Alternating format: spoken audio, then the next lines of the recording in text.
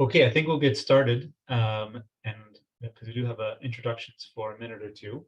My name is Danny Weiss, and I'm a neonatologist at Sunnybrook and the director of the T&E program here at Sunnybrook and also at the University of Toronto, along with my co-chair of the NHRC Curriculum Committee, Dr. Danielle Rios from the University of Iowa. My pleasure to welcome everybody to the third year of the NHRC Targeted Neonatal Echo Foundations curriculum. I found a fundamental and curriculum for hemodynamics trainees, both in North America, Europe, South America, and around the world. Very pleased that we have our hemodynamics trainees joining as panelists on these sessions, and a very warm welcome to everyone joining as a seminar attendee. A few housekeeping issues. One is an acknowledgement of the support from Mallinckrodt Pharmaceuticals, who provide an unrestricted educational grant to allow this foundation's curriculum to move ahead. So we're grateful for their support. Before we do get started, I did want to provide a shameless plug for the NHRC upcoming conference. It's the Dr. Regan Giesinger Clinical Cardiopulmonary Physiology for the Care of the Sick Newborn course. It is a very modestly priced conference on hemodynamic content far and wide, and it is very, very strongly recommended, and certainly I think applicable to everyone who is joining us on the call today. And of course, we do have session evaluations, and I'll be posting this QR code at the end of our broadcast as well. And without further ado, it gives me immense pleasure to introduce our eminent speaker today, Dr. Phil Levy, is an assistant professor of pediatrics at Harvard Medical School and a neonatologist at Boston Children's Hospital. He is well known on the hemodynamic circuit and one of the best speakers in the world. So really grateful for him taking the time today to join us. His research initiatives focus on cardiac mechanics and congenital and acquired cardiopulmonary diseases. And his research is part of a larger international collaborative that was established to examine emerging measures of cardiac function and pulmonary hemodynamics in large preterm birth cohorts to define physiological, pathological patterns of postnatal cardiac adaptation. Dr. Levy is speaking with us today on the first session of the year, really as an overview of targeted neonatal echocardiography. So for everyone who has joined today, you made an excellent decision, because it's going to be a fantastic talk. And Dr. Levy, I'm pleased to hand the floor over to you. Thank you so much for that wonderful and humbling introduction. As I put up my slides, I just want to congratulate Danny, you and Danielle and Laura for kicking off this third year with this extremely important foundational series. I think this is a wonderful series that I'll also give the shameless plug that we'll put up a slide at the end, will culminate and also propel us towards October, November, when we have our kind of sixth annual, but first annual recognizing the work of Regan Giesinger and our foundation's kind of two-day seminar. So with that, I put a QR code for these slides over here above the little baby with the heart that Afif Al-Kufash nicely supplied me, and I'll share the QR code throughout the talk, and it's a link to a PDF file. But the goal today is really threefold: to give an introduction to hemodynamics, talk a little bit about normal anatomy and myocardial mechanics, segue into some physics, because I think that's the fundamental principles that all of us need to understand with dealing with echocardiography, and then show how anatomy and physics really link towards understanding some basic views in echocardiography. So we'll talk about the major determinants of neonatal myocardial mechanics. That'll be the first 15 minutes. We'll segue into what are the basic ultrasound and physics principles. And finally, I'll talk about some routine basic views where all of this comes together. Throughout this, we're also going to have some questions as well to keep everybody really engaged.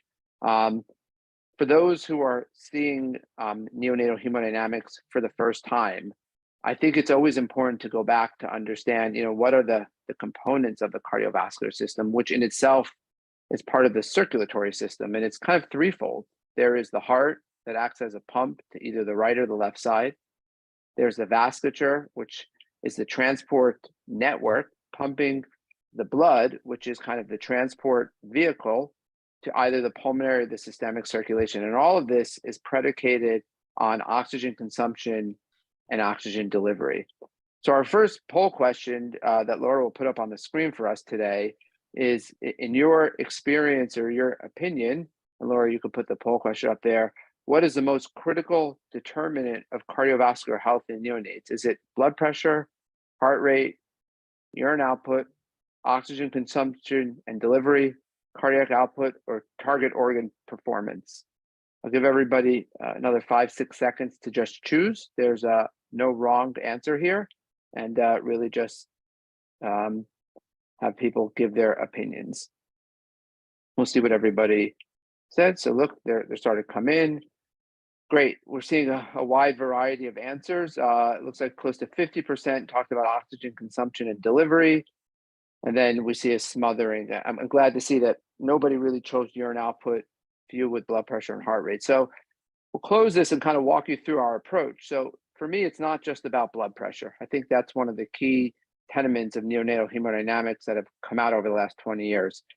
It goes way beyond that. It's the relationship of cardiac output of the heart, the target organ, the vasculature, and then the blood oxygen delivery and consumption. But what's key to understanding cardiovascular mechanics that'll play into understanding echocardiography is knowing that cardiac output is based on the relationship of stroke volume and yes, heart rate and eventually morphology, but understanding that to make the heart happy, you need to know what goes in the heart, the preload. You need to understand how the blood gets out, the afterload, and then the intrinsic kind of properties of the heart and how it contracts with contractility. And these are the major determinants of cardiac function. So while yes, it's about oxygen delivery and consumption, it's really a conglomeration of all of these components that make up the overall health of the cardiovascular system. As one example, and I always love to highlight the work of Reagan Geisinger, she was very interested in HIE and really understanding the relationship of cardiac output, initially the left ventricle, and now we've learned the right ventricle and cerebral autoregulation. And that's how we link, the cardiac output to its target organ, the brain, in that example. So I think most people who are dealing with neonatology and cardiovascular diseases are very familiar with the different cardiomyopathies that we face. So you could have left heart disease and right heart disease. But again, you could have heart disease with congenital heart disease, but also you could have acquired heart disease with all of the different diseases that are listed up on the screen, everything from sepsis and infection, all the way down to chronic pulmonary hypertension, BPD, and arrhythmias.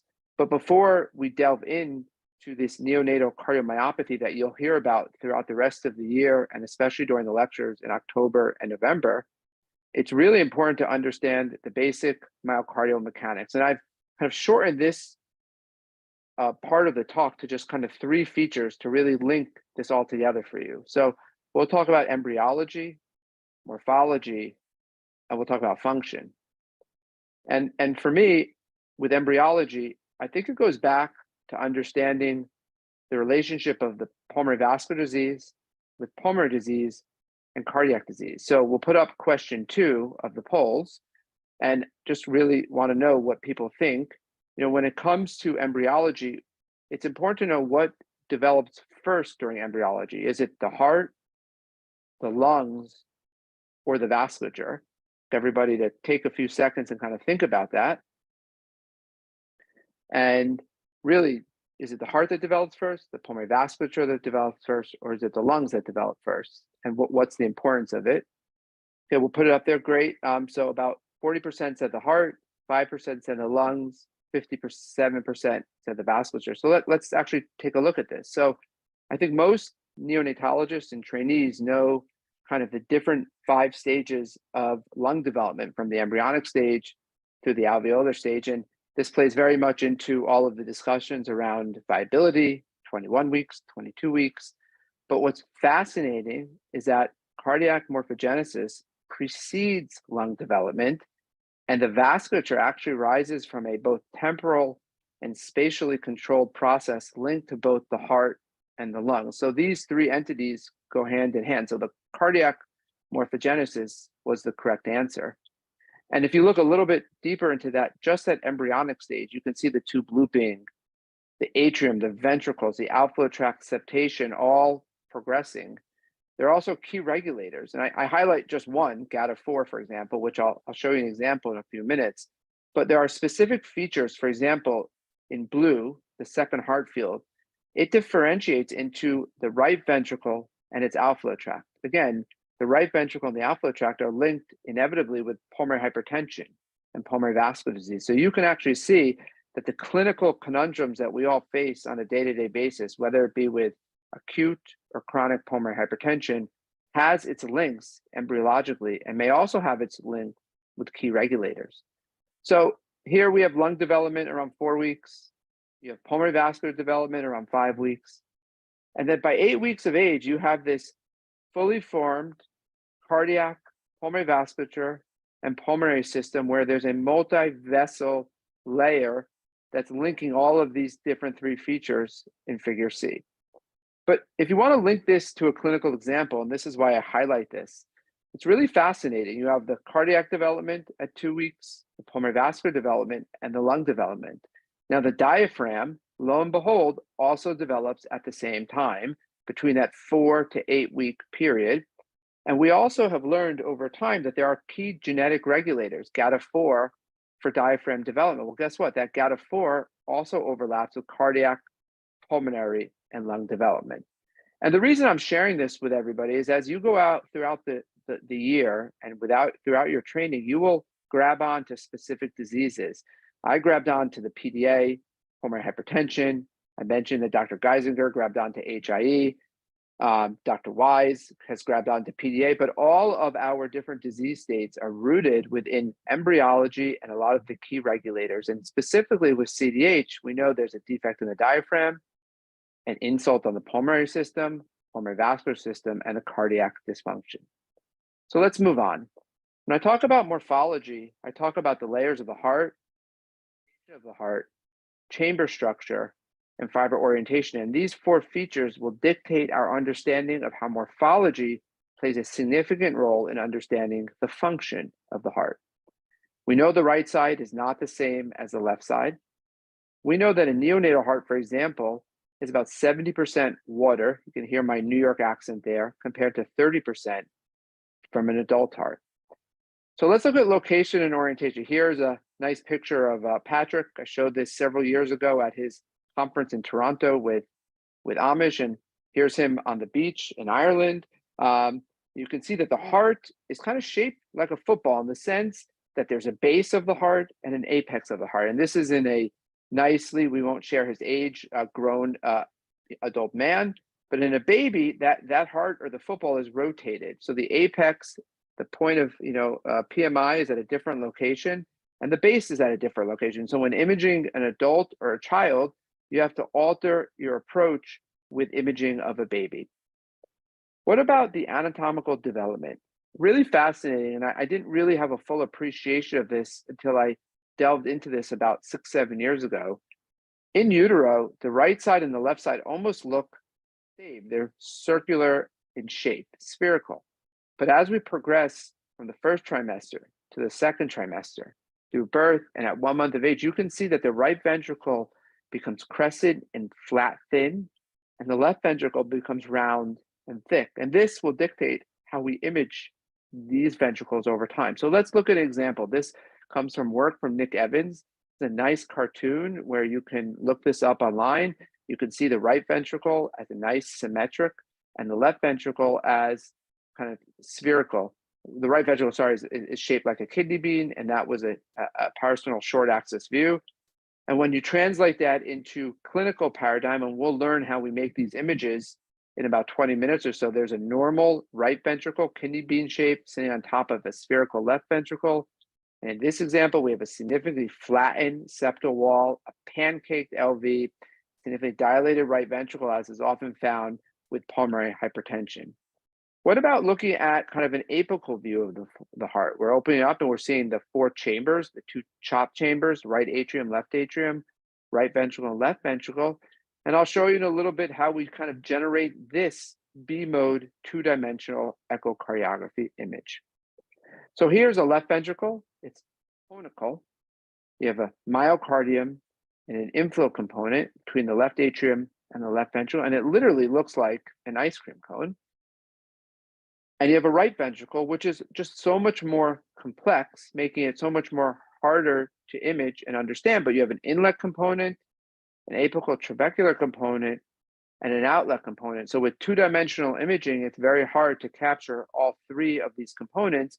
But the group, thankfully, in Toronto and Iowa and other places have developed some novel approaches that we will learn throughout the year of how to image the right ventricle using novel 3D images, or what we call like the 3-view apical chamber. So how do we put this together into clinical experience? Here's a normal heart, crescent RV, ice cream cone LV. You have a baby with pulmonary hypertension or some increased pulmonary vascular resistance, you'll see a thickened right ventricle. So the morphology of the heart will begin to change over time. If the pulmonary vascular resistance continues to rise, we'll have RV dilation and eventual failure as you have a thin kind of crescent RV wall. So again, morphology plays a strong role in understanding the function of the heart. So another area where we learned that there's both morphology and functional contributions to overall health is in the former preterm infants. We've learned that these preterm infants have changes in their right ventricle that are much more pronounced than their left ventricle, both during normal transition, infancy, childhood, and through adulthood. So it goes back to trying to understand the different morphological features to help us understand the function. What about the layers of the heart? You have the epicardium, the myocardium, and you have the endocardium. So we're going to focus primarily on the myocardium, that middle layer. We'll look at muscle fibers. And another time, probably in the fall, we'll come back and look at muscle cells and connective tissue. So people are seeing this for the first time. It's really important to understand that there are kind of 3 layers of fibers that wrap around the right and the left ventricle of the heart. And I'll show this a few times, but the caricature that it's important to understand is that as the heart twists and contracts, it's these fibers that are contributing the most to the ability to eject blood, the stroke volume, and the ejection and the cardiac output. So for example, you can see here that there is kind of a top layer surrounding both the left and the right side of the heart in the subepicardial layer. And then immediately beneath that, if you wipe it away, you're going to see a layer in the subendocardial layer. So let's look a little bit detailed, and then we'll have a table that'll summarize this. So layer 1 is a superficial oblique. It wraps around both the left and right ventricles in the front. Layer 1B wraps around the right and the left ventricles in the back. You have another shared layer, a longitudinal layer between the right and the left ventricle. And finally, you have a circumferential layer that's only around the left ventricle. So again, this is the first time some people are seeing this, but what's important to understand is the right ventricle has 2 layers, where the longitudinal layer provides the major contribution to stroke volume and cardiac output. And the left ventricle has 3 layers. It has a deep circumferential layer, where 60% is the dominant layer, providing the major contribution to stroke volume and cardiac output. So you can imagine that if I had a measure that could assess circumferential orientation, it wouldn't be good for the right ventricle because those fibers don't really exist, but it would be great for the left ventricle. And as I mentioned before, some of these layers are shared between the right and left ventricle. So how does morphology function? Let's look at this together. It really is a function of preload, afterload, and contractility. What comes in the heart, what leaves the heart, and the intrinsic ability of the heart to contract over time. So the right ventricle is fascinating. I told you that it relies heavily on longitudinal fibers that will pull the tricuspid valve from resting place in diastole to its new place in end systole. You have inward movement of the free wall, and then you have traction of the free wall down here at the apex to the left ventricular free wall. So again, there's several different components for contraction, but the major contribution is longitudinal. This is different than the left ventricle. So the left ventricle can have concentric contraction of circumferential fibers, can have contraction of longitudinal fibers, and can even have rotational mechanics. So let's look at an example. You can have circumferential fibers. So this happens to be strain imaging, which we'll learn more about later on in the year. You could have contraction of the longitudinal fibers here in this left ventricle. And then you could have what we call the ringing or torsion, where it's really a combination of both the circumferential and the longitudinal. So the left ventricle is a little bit more complex when it comes to understanding myocardial mechanics, because it's going to provide the major workflow of ejection fraction and cardiac output. So what about the overall contractile states of a neonatal heart? This is really important to understand. Many of us care for infants who have a PDA or pulmonary hypertension.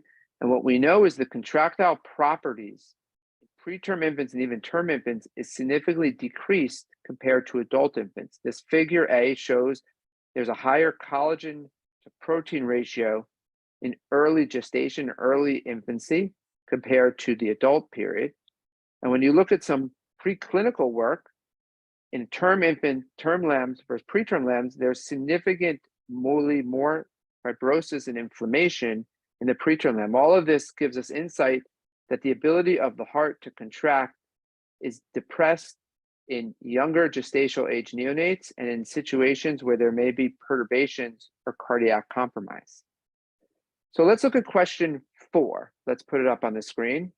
So looking at neonatal myocardial performance, over time, which ventricle will be more susceptible to injury and why? Is it going to be the right ventricle because it doesn't respond to preload? Will it be the left ventricle because it doesn't respond well to preload? Or is it the right ventricle because it has a poor response to afterload?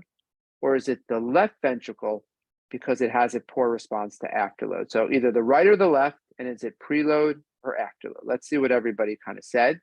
And this is important as we go into this study. So the right ventricle, because of the poor response to afterload, got 77%. And that is actually the correct answer. And I'll walk everybody through that why. So preload relationship between preload and stroke volume is really the Frank-Starling curve. So as you put more preload in that left ventricle, the heart will increase its stroke volume and cardiac output, but only to a certain extent. Immature hearts or diseased hearts can't do it to the same extent. What about afterload? If you increase your afterload to a certain extent, you can augment stroke volume, but the immature heart will not be able to do it. And data for both preclinical and early clinical studies have actually shown that the right ventricle is more sensitive to augmentation in changes in afterload. And that's very much highlighted, I think, in the next few examples, specifically with work that's been shown, again, by Dr. Geisinger and work that's been shown by Amish Jain with pulmonary hypertension. A happy heart, as I told you guys, is really trying to understand what makes the heart happy. Is it preload, afterload, contractility, heart rate? What does everyone think? There's no kind of wrong answer here. It's just trying to understand the major contributions to what makes a happy heart happy. So is it preload, what goes in the heart, afterload, what comes out of the heart, or contractility? So again, seems to be a mishmash. So I would actually argue that it's probably a combination of all of them. It's not one specific, and that is one of the key kind of messages here. There's no one measure, one specific answer. You know, a sad heart is what we define as cardiomyopathy. That's where you have impairment of the ventricle to fill with or eject blood properly the circulation. So I call this my heart clutch. And again, for those who have heard me speak before, these are all Bitmojis that I try and add to spice up this talk, which can be a little mundane at times. But the key here is understanding the contributions to cardiac function with preload, afterload, and contractility. So when I put this all together, what I want to show with this slide is really the link between morphology function of cardiac performance. So here's an example for everybody. Again, I love pulmonary hypertension, elevated blood pressures in the lungs, which can be defined as RV afterload. As RV afterload goes up on the x-axis, you will access your functional reserve. You will increase your RV performance. in the first stage, and there are 3 stages, under normal conditions, the RV function will be maintained. Your afterload and your RV function are coupled. But as you increase your afterload, highlighted in red, your afterload is initially met with changes in morphology, RV hypertrophy that we talked about earlier, and changes in contractility. But if afterload continues to rise further and further, you'll have an increase in the afterload, results in RV dilatation, thin cavity, eventually RV dysfunction, and the RV performance will eventually uncouple from its afterload and lead to failure. So what you're seeing clinically at the bedside, where a baby is on 100% FiO2, muscle relaxed, sedated, high frequency oscillation, and you're talking about ECMO cannulation, this is the mechanistic link between the morphology and the function. In future lectures from other experts in the field, we'll talk about how we can prevent and recognize this using echocardiography. So transitioning over to kind of the second part of the talk, the hemodynamic assessment of neonatal diseases, to me, encompasses everything you see on the screen. It's clinical exam, vital signs, biomarkers, and then there are invasive and non-invasive imaging modalities. So I'm going to focus primarily on echocardiography, and future lectures will focus on cardiac MRI, cardiac CT, and even cardiac catheterization with disease-based and system-based approaches. So assessment of cardiac mechanics with echocardiography. So this is a figure taken from my good friend Afif El-Koufash in Dublin, where measuring the heart function longitudinally can be thought of kind of in three dimensions, three different approaches. You can look at it as a change in cavity dimension from diastole, the largest, to systole, the smallest. So that's an example of ejection fraction or fractional area of change. You can look at, in longitudinal assessment, a change in a point. So again, the change in a point from baseline position during end diastole to its new point in end systole. These are things like tissue Doppler imaging, tricuspid annular plane systolic excursion. Again, these may be new terms to many people. It's all just longitudinal assessment of the heart, both on the right side and left side. You can also look at a change in the shape from baseline to a new shape in systole, and that's the deformation or strain imaging that others may become more familiar with over time. So as you study each one of these measures, you will go back and remember they are assessing longitudinal function in this paradigm. There are situations, specifically with the left ventricle, where you can use strain imaging, a change in shape to look at circumferential patterns or fibers. And then you can use what we call rotational mechanics or torsion to look at how the heart twists and contracts over time. Again, this is not a lecture to have people memorize which measures go with which features. It's a lecture for people to understand the basics of longitudinal function, circumferential function, the basics that the right ventricle is different than the left ventricle. And we have to think, what do we want to measure from a morphological standpoint, from a fiber standpoint, and how will that dictate the functional assessment of what we're trying to look at over time? Here's just an example. When you think about, again, pulmonary hypertension and afterload, you want to think about measures that can be used to assess by echocardiography. For example, the tricuspid regurgitation jet, giving us insight in the relationship between right atrium and right ventricle and pressures in the lungs. You can look at septal wall configuration, both visually and quantitatively with eccentricity index. You can look at RV systolic time intervals. You can even look at flow patterns through shunts. But before you jump into any of this, it's extremely important to understand, how do we even create these images over time? Here's just another QR code for people who signed on late. You can take a picture of this QR code. It's going to give you a link to the PDF file. But for me, before I jump into echocardiography, it's important to understand the basic principles of ultrasound physics, where ultrasound can be used to look at the brain, the abdomen, procedural base, cardiac base, and even lungs. But for me, it's about sound waves and image production. How does the ultrasound interact with the tissues that we're trying to image? I want to talk a little bit about transducers, how to optimize the imaging, and I'll end a little bit with ultrasound artifacts, but that will be a discussion for another time. So what is sound? Let's put up the next poll question.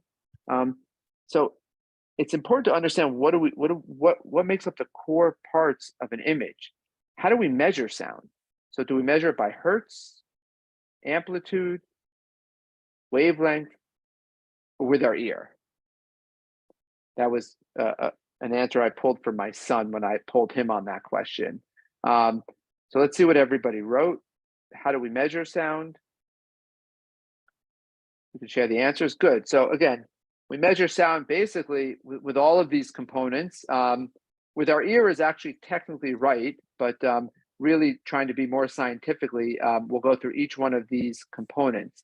So sound for me, I think about it in three domains. There is infrasound, which is below 20 hertz. So that's the frequency. That's actually what an elephant hears. There's audible sound, which is what I hear, 20 hertz to 1,000 hertz. And then there's ultrasound, which is greater than 20,000 hertz. And medical ultrasound is greater than 200,000 hertz, which is considered to be 2 megahertz. So that is really what we're talking about when we're talking about medical ultrasound. So ultrasound really just consists of high-pitched sound bouncing off tissues to generate images of internal body structures. That is the core. But at the core, it's important to understand that the anatomy of the sound, every single pulse that we're sending and receiving from that ultrasound probe is made up of some frequency in the probe, the wavelength, the amplitude, which could be interpreted as the brightness, and the velocity. The key take-home point for those who are seeing this physics principle for the first time is that the frequency is inversely proportional to the wavelength, and that's going to dictate some of our principles that I'll highlight over the next couple slides. So here's the classic example. You can see my Bitmoji standing here as a train is about to come towards me. There's a normal wavelength and a normal frequency. But as the frequency kind of gets higher, as the train moves towards my ear and the sound gets larger, the compressed wavelength. So it gets closer to me, shorter wavelengths with a higher frequency. And let's see if this video plays.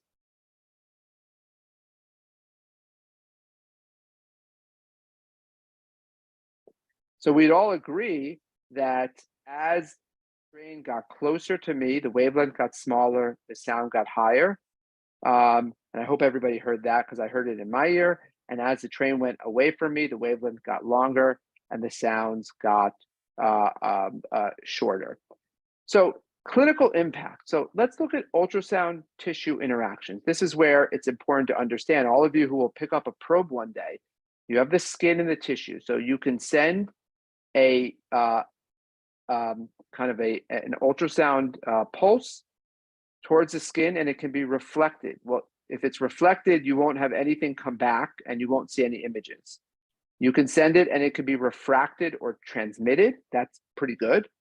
You can send a pulse and it can have scattering or backscatter is what we call it. That's also good. And of course, you can send a pulse and some of it can be absorbed or what we call attenuated. So attenuation is just really the lost signal over time. So if you send a signal with a certain amplitude or power or energy, as it goes through tissue, you can see that that amplitude will get smaller and smaller where you have this loss of signal. So the basic principles that everyone needs to understand is that mathematically, with amplitude and distance, there's a loss of amplitude, there's a loss of that image over time. So the deeper the structure you're trying to image, it may be harder because you're going to lose that ability to see those images the farther down you go. So here's just an example. What can you do to see this region? Okay, that's the next question here on the poll question. So again, frequency is inversely proportional to the wavelength. So what can you do to see this region? Do you increase the frequency? Do you decrease the frequency? Do you decrease the gain? Do you change the focus? So if you want to go deeper, let's think about, what are you going to increase or decrease? So let's see some of these answers. We'll give it another 5 seconds. So good, decrease the frequency. I would agree with that. There are other ways to see that region, gain and focus. But for now, if you can see here, what can you see? You can see the region a little bit better, and you went from 10 to 6, now to 4 megahertz. And how does this apply with a transducer? Well, here's just an example. You go from 10 megahertz down to 2 megahertz with frequency and depth. So if you're trying to see deeper, for example, let's say in an adult, you might use a lower frequency. So that would be an example of deeper penetration, but it always comes at the expense of better detailed resolution. So let's go to question 8. That Laura will put up for us. So with question 8, which frequency probe is better for neonates? Would you use a higher frequency, better resolution, or a lower frequency where you could see potentially deeper structures? Again, this is simplifying some pretty heavy concepts, but I think most people, I'm going to guess, we're going to choose, right, the higher frequency is correct. And the reason for the higher frequency is you want to use, in the adults who have a thicker chest wall, you want to be able to go deeper through that chest wall and use a lower frequency, primarily 2 to 5 megahertz. But with neonates, specifically preterm neonates, we're often using 7.5, 10, even 12.5 megahertz probes. And now everybody understands this basic concept of why we're using these ultrasound probes. Okay, generation of ultrasound.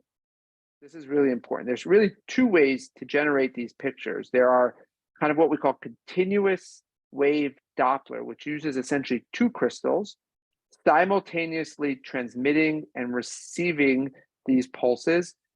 It's good for high velocity situations, so especially when we're looking at the heart with the high velocity blood. So we'll talk about that in a few minutes. And then the location is ambiguous. Now I skipped over question 9, but I'm going to put up question 9 because I want to see if people can get the rest of it. So how do we generate the ultrasound pictures? I gave the answer, but is it big and small, continuous impulse, parallel and perpendicular, or longitudinal and circumferential? What are the 2 types of sound waves that we can deploy in medical imaging? And giving the answer away, continuous was the first answer, and I'm sure that everybody's going to get this. This was a freebie, and pulse wave is the second answer. So pulses are really interesting. It allows the same crystals, and I'm going to show some examples, to send and receive the images. So it measures blood velocities at a single point. It essentially sends out a signal to a certain depth and waits for it to return. And this is how we generate kind of the B mode echocardiographic images that I'm going to highlight in a few moments. So here are ultrasound transducers. I've listed a bunch of ultrasound transducers up on the screen. They all break down to 3 major pieces of the puzzle. There's the crystal arrangement, the footprint. So the footprint is just kind of how big they are, and the frequency range. So let's look at 3 commonly used ultrasound probes in neonatology. You could use a phase array, which has a small footprint, can have a frequency that ranges from 5 to 12.5. In a larger baby, one person was not incorrect. You can use a lower frequency probe in order to go deeper. The penetration is good. And here are the indications. Here is a larger footprint and an even larger footprint with the linear and the convex. So let's look at that phase array. This is going to be really important. We're going to spend a good 10 minutes on this. So there are piezoelectric crystals. There are polarized material within each one of these probes that allows us to transmit an electrical signal and essentially convert it to mechanical vibrations. But then, fascinatingly, in my opinion, it allows us to receive the mechanical vibrations, convert it back to an electrical signal, and give us an image on the screen. So let's look a little bit more in depth. So within each pulse that's sent, there is kind of this waveform that I've shown you that consists of an amplitude and a wavelength at some frequency. So if we kind of look at each one of these individual waves, you're going to slowly see how images are formed. But to do that, you have to have a little bit of an imagination. So you have an individual wavefront, and each one of these crystals kind of acts as its own ultrasound probe, where there's some region that we're trying to image. We're trying to transmit the pictures back onto the screen. So you have an individual wavefront. You have multiple crystals where you create these nicely tight-knit individual wavefronts, and you have some sum of the wavefronts. And together, what that allows us to do is send an electrical signal, mechanical vibrations, and then it allows us to bring it back and transmit it on the screen. And for those who are seeing this again for the first time, this is the example that I give. This is the Death Star from Star Wars, and you can see here, it creates this same picture. I'm showing it again, and basically have a sum of the wavefronts. As I fast forward this, you can see what I mean by this. And it transmits to a focal region. And to me, this is the best example of understanding how we are actually imaging and creating these images. So the ultrasound image ends up displaying on the screen as we sweep through. In this case, let's say it's the heart, we can generate these images. And I'm going to show you exactly how we can do it. So here's question 10. Ultrasound image formation, modes of imaging scanning. So let's put question 10 up. What are the most common modes for imaging scanning of the heart? Is it A mode and B mode, which is amplitude and brightness? Is it A mode and M mode and B mode, or M mode and C mode? So M is motion, B is brightness, A is amplitude. Give everyone a few more seconds. So what do we most commonly do in neonatology today? And the answer, yes, correct, M mode and B mode. And we'll spend a few minutes explaining that. A mode is amplitude. We used to do this a lot more. They use this a little bit in ophthalmology, and this actually looks like an EEG. We have M mode, which is motion, and B mode. So let's look at the formation. So again, what I tried to highlight is you send an image, you receive an image. You send a pulse, you receive a pulse. You send another sets of pulses and you receive these pulses. And this array essentially creates this image plane. This is an A mode. This is not something we use that often, but it's important to understand the concepts. So each one of these A lines represents an echo, and they're displayed in the form of spikes on tracings where it's looking at the amplitude versus the depth. So these echoes can give us insight into what we're seeing at some specific amplitude and some specific depth. Again, we don't use this in today's echocardiography and hemodynamic assessment, but they very much look like EEGs, and the principles are very much the same.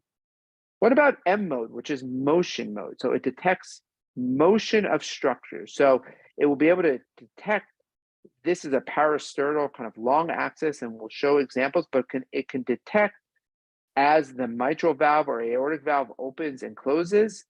The amplitude is expressed as brightness, and stationary targets are straight lines, and moving targets draw out waves. So some of you may recognize this M mode. This is going through the parasternal and long axis between the aorta and the left atrium, giving us insight into the LA ratio. Again, people have used this or tried to use this measure for identification of hemodynamically significant patent ductus arteriosus, and this is where this principle comes from. But the B modes, what we most often use today, and you're going to have a little bit of imagination. It's really looking at a gray level against some depth. So B mode imaging is based on grayscale imaging, where the display variation of the amplitude of echoes arises from the tissue with varying shades of gray. And I'm going to walk you through an example so you could tie everything physics you just learned back into creation of the images. So you can have the transducer that sends a pulse out to some image that may or may not be moving. And what it does is this pulse echo sequence will create kind of an image with a sample time and start to display a Doppler waveform. And by the end of this figure, everyone's going to understand the concepts that we've seen before. So as the transducer sends another pulse and the image continues to move, over time, it will create this sample Doppler waveform, and you have another pulse with the image moving, and all the way down the sample timeline, what you end up getting is really just the sine wave that we've talked about, that is frequency, amplitude, and wavelength. And what's fascinating is that this two-dimensional B-mode image that we talked about is just formed from all of the B-mode lines that's arranged and produced by this pulse echo sequence. So what you can see here is that as the pulses go up and down the line, you will start to develop these B-mode lines that are different shades of black, gray, and white. And basically, this is what forms the actual image that we see up on our screen. And when you look at phantoms, which we created here, the signal returning from the body is really divided into pixels. It's just all of those waveforms multiplied over and over and over again, where the brighter may represent bone and the darker may represent water or blood, with each tissue having its own different gray level matter. And if you want to make this, for example, brighter, increase the brightness, all you're really doing is increasing this signal ratio, where you're making it more white with a higher amplitude compared to black, which has a lower amplitude. Again, for people who are seeing this for the first time, it's all rooted in the physics. It's all rooted in amplitude and frequency and generation of pulse echoes, which allows us to create these images on the screen. So here is how it translates into the clinical echocardiogram. Here we're placing a probe at the apex of the heart, and we generate this nice picture where we have a Doppler scale, which I'll talk about in a few minutes. We have a probe orientation. We have an EKG. We have the color Doppler field.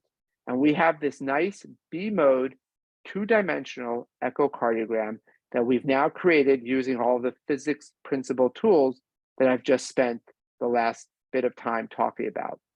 So let's look at color Doppler. What it's estimating the mean velocity. And basically, the probe you can see there at the marker, and we've learned there is the red towards the probe. So red towards the probe, that is blood going from the right atrium to the right ventricle, is the highest mean velocity that's providing an estimate. And blood that would go away from the probe, blue away, that would be going from the right ventricle to the right atrium. So that's an example of tricuspid regurgitation jet velocity, or what we would see in a baby who had elevated pulmonary pressures or pulmonary hypertension. Truthfully, in this case, it actually looks a little bit yellowy orange because it's having turbulent blood flow that's both going to and from the probe. So this mnemonic BART, blue away and red towards the probe, now can be linked to the physics properties behind the mean velocity in Doppler interrogation. So I put up a question 11 there, and I didn't pause to do it, but let's put it up just for sake of looking at these poll questions. So the highest detectable velocity is the probe encoded in red, away from the probe and encoded in blue, towards the probe and encoded in blue, or away from the probe and encoded in red. So again, BART, blue away, red towards. I think I gave everybody the answer. Laura can put it up because I think most people are going to get this right off the bat. Again, red towards the probe is the highest mean velocity, and it's blue away from the probe. So in this case, on the screen that we were seeing, that's left there is you have blue away from the probe. That means that blood is going away from the probe, right ventricle to right atrium. That's the TRJ. So beam characteristics is really important. You have a near field, closest, a focal zone, and a far field. And I spared everybody from the German terms. The focus knob allows the ultrasound beam to focus on the area of interest. Let's look at question 12, Laura. We'll put that up on the screen. So you can see in every ultrasound probe, there's a marker. And the marker on the probe, does it represent the near field? the focal zone, or the far field. This is extremely important to understand. So give it another 5 seconds. So the marker on the probe actually represents, here's the answer here, the near field. It represents the near field. So when you have the marker on the probe, it's representing the near field. This is extremely important as you learn to hold the transducer, and this will become more evident in clinical practice of how you manipulate the transducer to understand the imaging that you're created. And I'll give an example here. In pediatric cardiology, the marker is placed here down at the left ventricle, the near field. In adult and pediatric cardiology, it's actually inverted, and the marker is placed up here. And in adult emergency medicine, the marker is placed on the other side. And finally, in neonatology, neonatal hemodynamics, we stick with this orientation that I've been showing you, where the marker and the near field is down here at the left ventricle, corresponding to this B mode echocardiographic imaging. So let's look at ultrasound scanning and planes. This is really important to understand. So there is the transverse plane, which is the short axis plane. There is the sagittal plane, which is the long axis. Just long axis makes sense. You're going through the long axis of the heart. And there's the apical plane, which is very similar to the coronal plane. So I'm not going to spend all the time to go through all of the different basic views of the heart. However, it's important to just show you the apical, the long and the short, so you can understand how we slice the heart, the long axis, the short axis, and the apical planes. So the 5 different approaches, again, subcostal, apical, parasternal to look at the PDA, and suprasternal. Again, there's different approaches that everybody will learn over time. The apical view is often what we start with, but the subcostal view can also reveal a lot of information. And I put this clock here because this is going to help you understand with orientation, as well as probe placement, near field versus far field. So here's just an example of the apical views. There are multiple apical views. I'm not going to review them all, but there's a 4-chamber view, a 5-chamber view we'll look at, 2-chamber and 3-chamber. Again, these are some different views to help us look at the left and right ventricle respectively. And then there's a pulmonary artery view. So let's look at that apical 4-chamber view. The marker of the probe is placed at 3 o'clock, and it allows us to generate the following apical 4-chamber view of the heart, where you have the right atrium, right ventricle, and left ventricle. And you can see here that this is just a normal 2-dimensional B mode imaging echocardiogram with normal function. And you can even put the Doppler flow, okay, blue away and red towards the probe. So that is right atrium, right ventricle. And here is an example of an RV that's dilated. The septum is bowing. This is not necessarily the best view to look at septal morphology.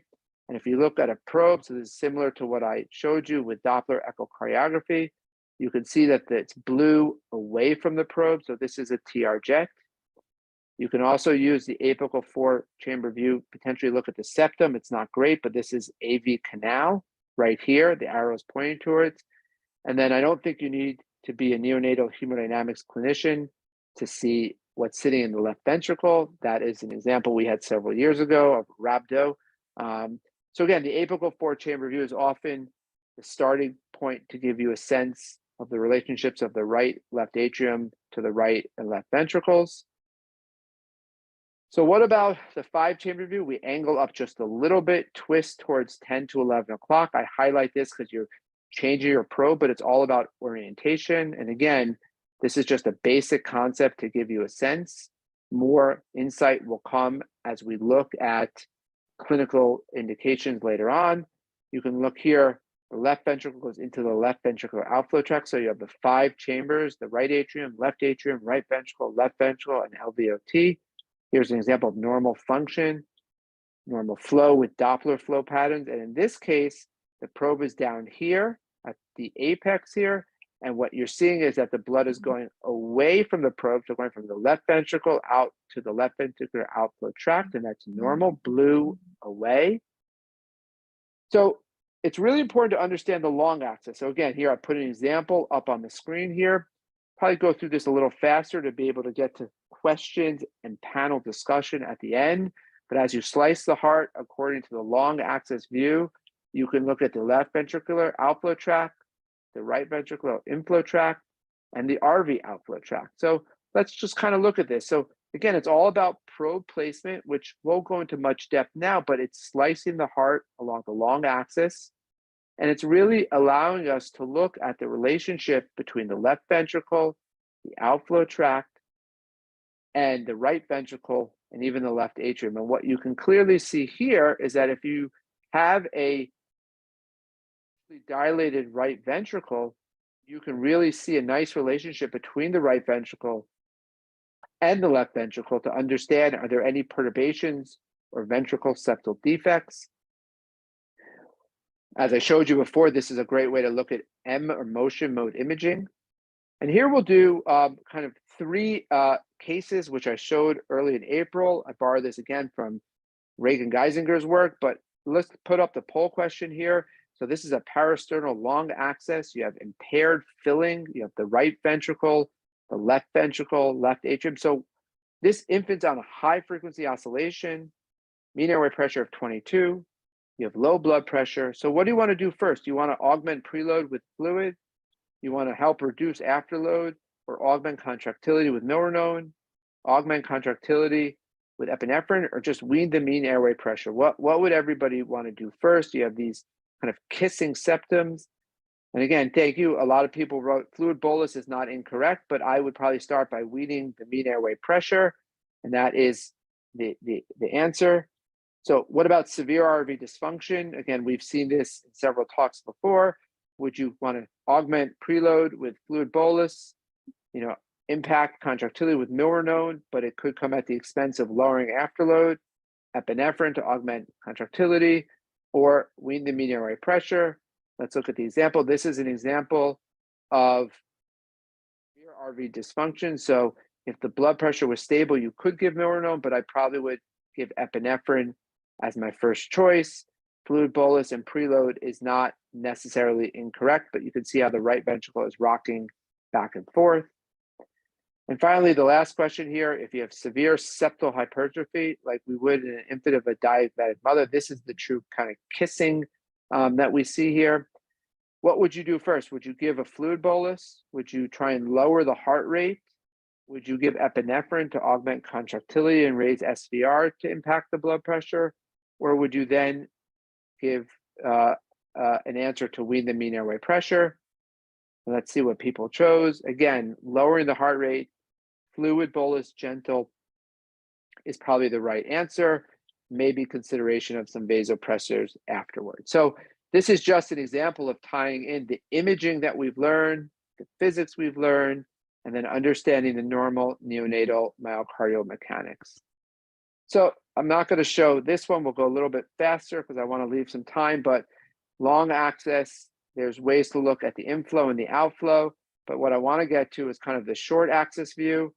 So the short axis view, we'll go back one slide, really allows us to look at the aorta, mitral valve or papillary muscles, and the apical view. So this is just scanning from top to bottom, looking at this short axis view. And what's really awesome is you can look at the aortic view, and you can use this view to really look at the coronaries, but also look at the relationship of the aorta to the pulmonary system with relationship to the left ventricle. And here's just the top of the short axis view. And as you kind of pan down, you're also going to be able to kind of look at the mitral valves and also the papillary muscles. And this, I've shown this already early on in the talk, gives us a great sense of the relationship between the right ventricle, the morphology, and that left ventricle. And here I'll just go fast forward just a little bit. You're going to see an example of a flat septum, and you're going to see a dilated right ventricle, really give us an understanding of what's going on potential with morphology and function. And this is a great view to also look at the relationship of the ventricular septum to see if there's a defect at all levels. We can look at the apical level, the mitral level, and even down to even up to the aorta and then down to the apical. So image optimization, We have a few extra minutes, so I will talk about this because I want people to understand how the physics ties back into some of the things we do on a daily basis. You could have a beam that's reflected, highlighted on the screen, or you can have a beam that's refracted, which is just a fancy way of saying transmitted. So overcoming impedance is really important as you go into neonatal echocardiography and hemodynamics. So you can send an image that could be transmitted. You can send an image that could be reflective. It's reflected, you're never going to see it come back to the screen, and you won't ever see the image. And truthfully, it's all about the medians. So if the medians, the impedance, are the same, it'll be transmitted, which isn't such a bad thing. But if median 1 is so much smaller than median 2, all of the signal will get reflected, and that's not good. The perfect example is the air tissue interface, where 99% of the beam is reflected. So none is transmitted. So if you stick a probe and you try and look at the heart, you will see nothing because all of the beam is being reflected. So the question is how overcome acoustic impedance. Laura, you can put up the last question there. So we can't, is that true? We hold the probe off the skin, gel, image, underwater. I will highlight the fact that when I first started out in my career about 10, 15 years ago, the first project we ever did, and we can put the answers up on the board, is actually I imaged underwater because that was the only way to overcome the acoustic mismatch. But the answer is actually you add gel.